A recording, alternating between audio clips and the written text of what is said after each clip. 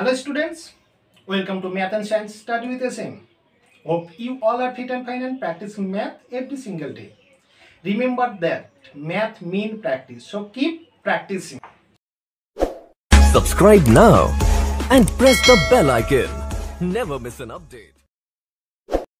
Hello students, আজ আমরা প্রমাণ করতে চলেছি উপপাদ্য নাম্বার 11। 11 নম্বর উপপাদ্যতে রয়েছে যে ত্রিভুজের যে কোনো দুটি বাহুর দৈর্ঘ্যের সমষ্টি তৃতীয় বাহুর দৈর্ঘ্য অপেক্ষা বৃহত্তর। ওকে, যে কোনো ত্রিভুজের দুটি বাহুর দৈর্ঘ্যের সমষ্টি তৃতীয় বাহুর দৈর্ঘ্য অপেক্ষা বৃহত্তর। তো আমরা একটু রাফ স্কেচ দেখে নিই কীভাবে একটা ত্রিভুজের বাহুগুলো সম্পর্কযুক্ত হতে পারে। তাহলে এখানে দেখতে পাচ্ছ একটা ত্রিভুজ এ বি সি, একটি বিষমবাহু ত্রিভুজ এ বি সি, একটি বিষমবাহু ত্রিভুজ যার তিনটি বাহু দৈর্ঘ্য অসমান। কেন অসমান নিলাম? কারণ বলেছে দুটি বাহু দৈর্ঘ্যের সমষ্টি তৃতীয় বাহুর দৈর্ঘ্য অপেক্ষা বৃহত্তর, সেটা আমাদের প্রমাণ করতে হবে, অর্থাৎ একটা বড় বাহু দরকার। এখানে এই তিনটি বাহুর মধ্যে আমরা সবচেয়ে বড় বাহুটাকে ধরে নিলাম বিসি বাহু, যেটা সবচেয়ে বড়। ওকে, তাহলে এই ক্ষেত্রে আমাদের বলেছে দুটি বাহু দৈর্ঘ্যের সমষ্টি তৃতীয় বাহু দৈর্ঘ্য অপেক্ষা বৃহত্তর। সেক্ষেত্রে আমাদের তিনটে কন্ডিশন হতে পারে। প্রথমত, এ আর বি আর এসি এই দুটো যোগফল আমাদের বিসি বাহুর চেয়ে বড় হতে পারে প্রথম। দ্বিতীয়ত, এ বি এর সঙ্গে বিসি বাহুর যোগফল এসি এর চেয়ে বড় হতে পারে। আর তৃতীয়ত, আমাদের এসি আর বিসি এর যোগফল এদের সমষ্টি এ বি এর চেয়ে বড় হতে পারে। এটা আমাদের প্রমাণ করতে হবে। ওকে, এই তিন টাইপ হতে পারে। তাহলে কোন টাইপ প্রমাণ করলে আমরা একসঙ্গে পুরোটা পেয়ে যাব? না, তো সবচেয়ে বড় বাহুটা যেটা এই ত্রিভুজে সেটার চেয়ে ছোট বাহু দুটো যদি বড় দেখাতে পারি বা প্রমাণ করতে পারি তাহলে আমাদের প্রমাণ হয়ে যাবে। অর্থাৎ এই ত্রিভুজটা আমরা ধরে নিয়েছি এবিসি ত্রিভুজের বিসি বাহুটা সবচেয়ে বড়। তাহলে আমরা যদি প্রমাণ করতে পারি যে এ বি আর এসি, কারণ এই ত্রিভুজের এই দুটো বাহুর দৈর্ঘ্য ছোট বা ক্ষুদ্রতম এই বাহু দুটো, এই বাহু দুটির দৈর্ঘ্যের যোগফলটা সবচেয়ে বড় বাহু অর্থাৎ বিসি বাহুর চেয়ে যদি বড় সেটা প্রমাণ করতে পারি তাহলে আমাদের প্রমাণ হয়ে যাবে। ওকে, অর্থাৎ এ বি একটা ক্ষুদ্রতম বাহু আর এসি আর একটা দ্বিতীয় ক্ষুদ্রতম বাহু, এই দুটো যোগফল বড়টা, বড় বলতে গেলে বিসি এর চেয়ে বড় আমাদের প্রমাণ করে দেখাতে পারলে আমাদের প্রমাণ হয়ে যাবে। ক্লিয়ার? কেন? কারণ বিসি বাহুটা সবচেয়ে বড়, বড়টার চেয়ে ছোট দুটি বড় মানে যে কোনো ক্ষেত্রে হতে পারে, অর্থাৎ বড়টার সঙ্গে একটা ছোট যোগ করলে ছোটটার চেয়ে তো বড় হবেই, সেটা আমরা জানি, তাই না? সুতরাং আমরা এখানে সবচেয়ে বড় বাহুটার চেয়েও ছোট দুটো বাহুর যোগফল বড়, সেটা আমরা প্রমাণ করব। তো এবার আমরা ধাপে ধাপে প্রমাণের দিকে এগোই। তাহলে আমরা প্রমাণে যেভাবে যে প্রসেসে শুরু করি, প্রথমত প্রদত্ততে কি নিলাম? না, তো এ বি সি একটি যে কোনো ত্রিভুজ নিলাম, যে কোনো ত্রিভুজ, কারণ এই যে প্রামাণ্য বিষয়টি সেটা যে কোনো ত্রিভুজের ক্ষেত্রে প্রযোজ্য, এবং ত্রিভুজটা এমনভাবে নিলাম যে কোনো বটে, তবে একটা বাহু যাতে বাকি দুটো বাহুর চেয়ে বড় হয়, অর্থাৎ সমবাহু ত্রিভুজ নয়। ওকে, তাহলে আমরা একটা ত্রিভুজ নিলাম এ বি সি একটি ত্রিভুজ যার বিসি বাহুটা অর্থাৎ নিচে যে ভূমি বাহুটা রয়েছে এই বাহুটা দৈর্ঘ্য সবচেয়ে বড়। তাহলে ত্রিভুজ এ বি সি একটি ত্রিভুজ যার বৃহত্তম বাহু হলো বিসি, এটা আমরা নিলাম। এবার পরবর্তী সময় কি হচ্ছে? আমাদের প্রামাণ্য বিষয় বলেছে একটি ত্রিভুজের দুটি বাহু দৈর্ঘ্যের সমষ্টি তৃতীয় বাহু। অলরেডি আমরা বললাম যে সবচেয়ে বড় বাহুটার চেয়ে ছোট বাহু দুটি যোগফল বড়, সেটা প্রমাণ করব। অর্থাৎ এ বি আর এসি এর যোগফল আমরা বিসি এর চেয়ে বড় প্রমাণ করব। A B plus AC greater than BC, তাহলে আমাদের প্রমাণিত হবে যে ত্রিভুজে যে কোনো দুটি বাহু দৈর্ঘ্যের সমষ্টি তৃতীয় বাহু দৈর্ঘ্য অপেক্ষা বৃহত্তর হবে, দৈর্ঘ্য অপেক্ষা বৃহত্তর। ওকে, তাহলে ক্ষুদ্রতম বাহু দুটির যোগফল যদি বৃহত্তম বাহুটির চেয়ে বড় প্রমাণ করে দিতে পারি তাহলে আমাদের আজকের উপপাদ্য প্রমাণিত হয়ে যাবে যে দুটি বাহু দৈর্ঘ্যের সমষ্টি তৃতীয় বাহু দৈর্ঘ্যের অপেক্ষা বৃহত্তর।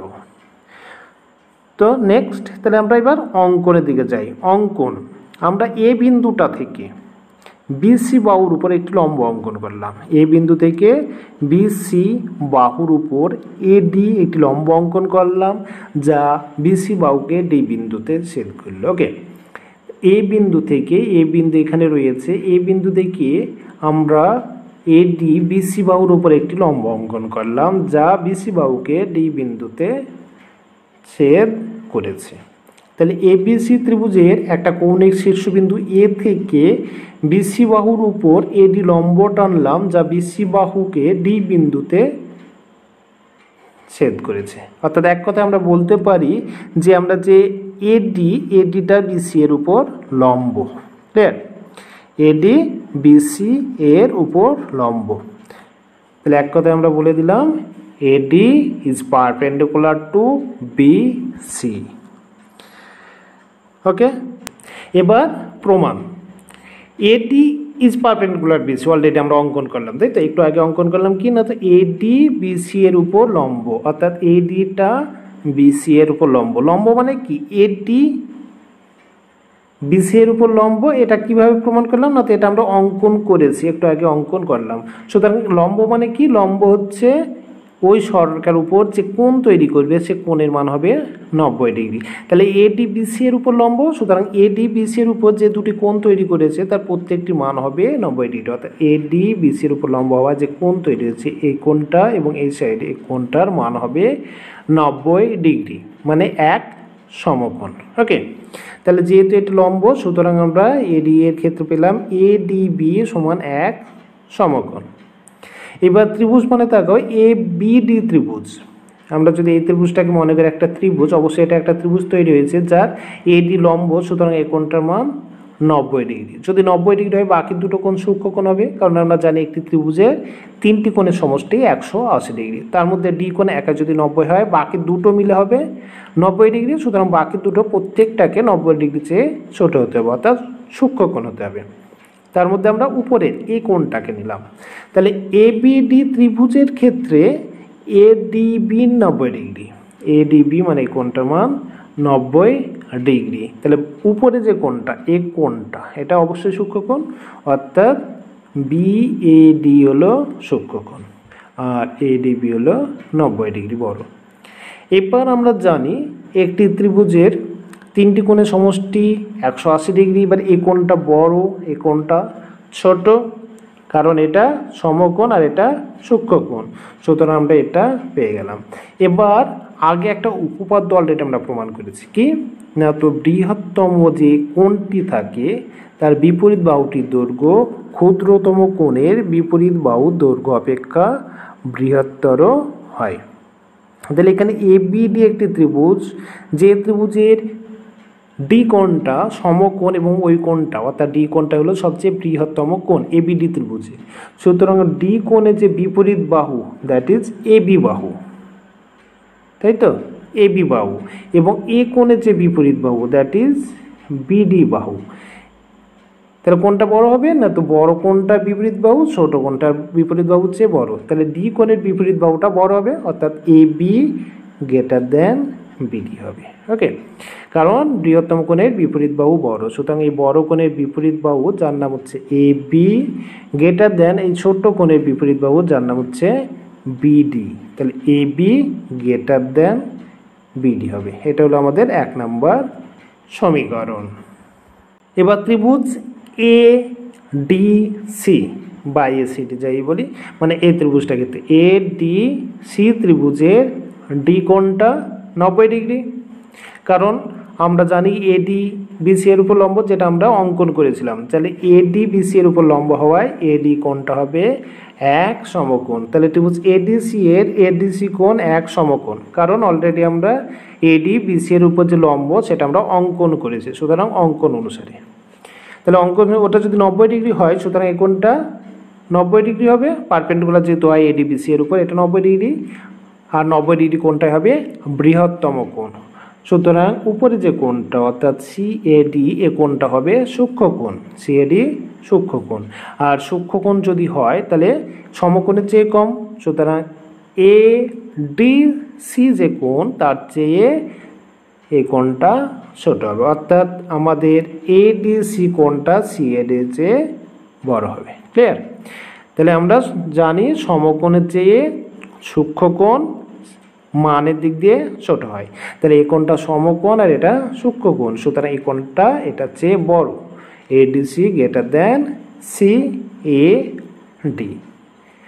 আবার সে আমরা একই আগের একটা উপপাদ্যের সাহায্য নেব, কি না, তো বৃহত্তম কোণের বিপরীত বাহু ক্ষুদ্রতম কোণের বিপরীত বাহু অপেক্ষা বৃহত্তর হয়। তাহলে এখানে ডি কোণটা বড়, সুতরাং ডি কোণের বিপরীত বাহু দ্যাট ইজ এ সি এর মান আমাদের এ কোণটা যেটা ছোট কোণ তার বিপরীত বাহু অর্থাৎ ডিসি এর চেয়ে বড় হবে। ওকে, কারণ হচ্ছে আমাদের একটাই যে ত্রিভুজের বৃহত্তম কোণের বিপরীত বাহু ক্ষুদ্রতম কোণের বিপরীত বাহু অপেক্ষা বৃহত্তর হয়, তাই তো।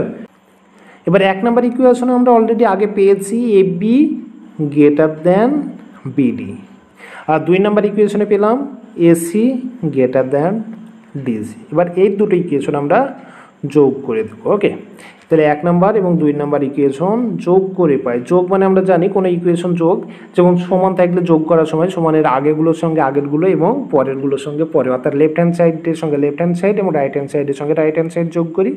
একই রকমভাবে আমাদের গ্রেটার দেনের আগেরগুলোর সঙ্গে গ্রেটার দেনের আগের টার্মটা যোগ করতে হবে, অর্থাৎ এ বি এর সঙ্গে আমাদের এসি যোগ করতে হবে, এ বি প্লাস এসি। গ্রেটার দেনের পরে অর্থাৎ বিডি এর সঙ্গে ডিসি যোগ করতে হবে, তাহলে বিডি প্লাস ডিসি। ওকে, তাহলে আমরা যোগ করার পরে 1 নম্বর এবং 2 নম্বর যোগ করার পরে পেলাম A B plus AC greater than BD plus DC. এবার ছবির দিকে তাকাবে, বিডি প্লাস ডিসি, বিডি মানে এতটা আর ডিসি মানে এখান থেকে শুরু করে এতটা। তাহলে এই দুটো যদি যোগ করে দিই তাহলে পুরোটা পাবো বি থেকে সি পর্যন্ত, তাহলে নাম হয়ে যাবে আমাদের কি বি সি। তাই আমরা বিডি প্লাস ডিসি যেটা রয়েছে এর বদলে লিখে দিলাম বিসি পরের লাইনে, আর বাঁ দিকে যা ছিল তাই রয়ে গেল।